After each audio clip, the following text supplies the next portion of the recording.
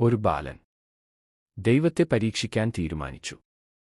പക്ഷേ അവൻ തിരിച്ചുവന്നില്ല. ഒരു ചെറിയ ഗ്രാമത്തിൽ വിഷ്ണു എന്നൊരു ബാലൻ ഉണ്ടായിരുന്നു. അവൻ ദൈവത്തെ വിശ്വസിച്ചിരുന്നില്ല.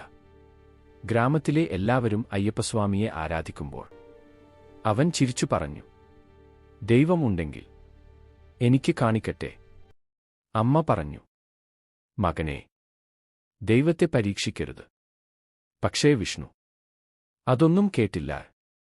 ഒരു രാത്രി വിഷ്ണു ഒറ്റയ്ക്ക് കാട്ടിലേക്ക് നടന്നു. ഞാൻ അയ്യപ്പനെ കാണും. ഇരുട്ട്, കാറ്റ്, ശബ്ദങ്ങൾ അവനെ പേടിപ്പിച്ചു. പക്ഷേ അവൻ തിരിഞ്ഞില്ല. അപ്പോൾ ഒരു വയോധികൻ അവന്റെ മുന്നിൽ പ്രത്യക്ഷപ്പെട്ടു.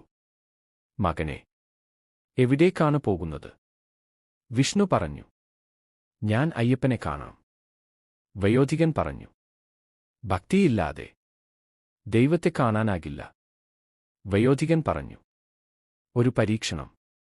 ഈ കല്ല് എടുത്ത് താഴെ വയ്ക്കാതെ മുന്നോട്ട് പോകണം. വിഷ്ണു ചിരിച്ചു. ആദ്യത്തിൽ കല്ല് ലഘുവായിരുന്നു.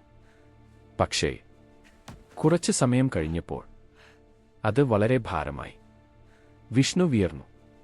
ശ്വാസം മുട്ടി. അവൻ വീണുട്. അവൻ കല്ല് താഴെ വെച്ചു.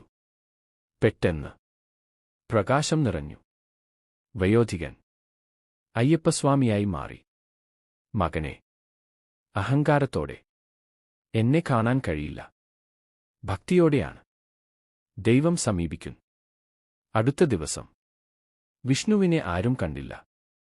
ഒരു കല്ല് മാത്രം. ദൈവത്തെ പരീക്ഷിക്കരുത്, വിശ്വസിക്കുക.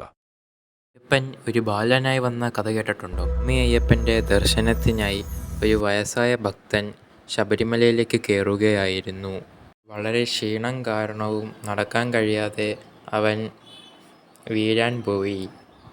അപ്പോൾ ഒരു ചെറിയ ബാലൻ വന്നു. സ്വാമിയെ ഞാൻ സഹായിക്കാം എന്നവൻ പറഞ്ഞു. അവൻ ബാഗുമെടുത്ത് കൈപിടിച്ച് കയറി. ഇതിൻ്റെ പടികളെത്തിയപ്പോൾ ബാലൻ അപ്രത്യക്ഷമായി. ആ രാത്രി സ്വപ്നത്തിൽ അയ്യപ്പൻ പറഞ്ഞു, ഞാനായിരുന്നു നിന്നെ സഹായിച്ചത്. സത്യഭക്തിക്ക് ദൈവം ഒരിക്കലും അകന്നു നിൽക്കില്ല.